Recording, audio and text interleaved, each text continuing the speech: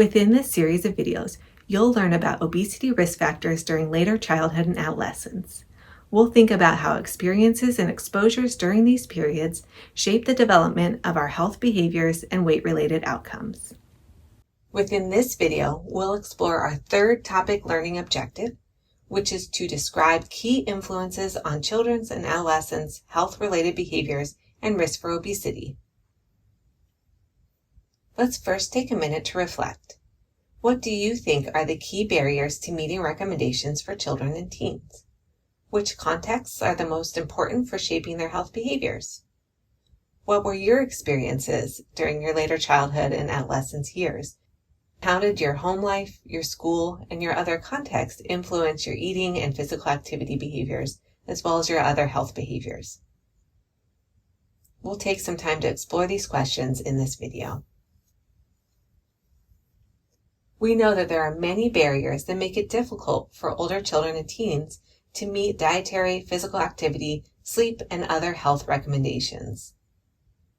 These range from personal to social to environmental. For example, children may not believe that physical activity is important for a healthy lifestyle, or they may not feel that they have the ability to perform a physical activity. They may experience lack of support from family and friends for engaging in health behaviors. Or environmental factors may make it difficult for youth to participate in physical activity, such as low availability of safe locations to be active, or lack of access to physical activity equipment, or barriers related to the cost of physical activity or lack of time. Within the following slides, we will highlight research illustrating social, family, and environmental influences on health behaviors during these developmental periods. We know that during this period, peers become increasingly important influences on children and teens' weight status and health behaviors. Indeed, we tend to see strong correlations between peers' weight statuses. This figure illustrates findings from one study that demonstrated this association. We see a friend's BMI on the x-axis and the teenager who participated in the study's BMI on the y-axis. The thinner lines is for females and the thicker lines is for males, whereas the line in the middle shows the average correlation across males and females. This figure shows that for both boys and girls, teens and their peers' BMIs are strongly correlated. A 1-point increase in the friend's average BMI correlated to a 0.19 increase in a teen's BMI, and this correlation was stronger for girls than boys. One interpretation of these data is that children make friends with those who are more like them, and this is likely part of what's going on here. However, we do also see social similarities in eating behaviors and physical activity patterns that may be in part selection, but also may be in part social modeling and social influences. So other research shows us that there are strong correlation between friends' eating behaviors and physical activity patterns. This may be driven by desires for impression management or older children and teens' conscious or unconscious attempts to control the impressions that their peers form of them by regulating information about themselves and their self-presentation. Although peers become more important during these developmental periods, we should note that family is still important too, and family functioning and shared experiences still impact children and teens' health behaviors. For example, greater family functioning has been highlighted as an important support for children and teens' health behaviors. What is family functioning? It is when a family can work together to problem solve, they communicate well, they express warmth, and they are emotionally involved with each other and comfortable expressing emotions around each other. They also have rules and structure that the entire family generally follows. Families with better functioning tend to also engage in greater frequency of family meals, greater breakfast consumption, which is associated with healthier behaviors and weight status for children.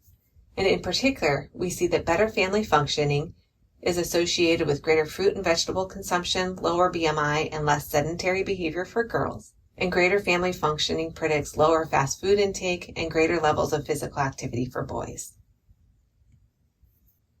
We also see that family meals support healthier dietary patterns and eating behaviors, but also broader health and psychological outcomes, likely because family meals are a source of consistency and support for the developing child and a time when the family can connect and communicate. Greater number of family meals per week is associated with higher dietary quality, lower intake of fast food, lower BMI, lower risk for disordered eating, and lower risk for substance abuse among older children and teenagers. We also see that the environments that children and teens spend their time in both negatively and positively affect their health behaviors. Children and teens tend to eat what is available to them, and this is especially true during this developmental period when children and adolescents have limited money to buy foods or limited ability to obtain foods that are not readily available in their school and other social environments. In particular, schools don't always offer the healthiest options, and many times high schools are surrounded by fast food restaurants. This is often especially true in lower income neighborhoods. If the healthy foods available are unappealing or perceived to taste bad or be too costly, this will also be a barrier for healthy eating. There are many ways that we can target these risk factors and promote protective factors to improve health behaviors and reduce obesity risk for children and teens. We can use primary prevention strategies wherein we offer interventions to an entire population, such as a school or community or healthcare setting. And these interventions should focus on emphasizing healthy diet, exercise, and sleep patterns for children and teens. Secondary prevention includes approaches that target children who are already overweight or obese and try to change their health behaviors to prevent further obesity or comorbidities.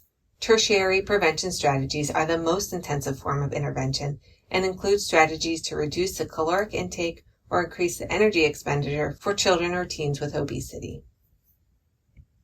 Let's conclude by reviewing some key takeaways.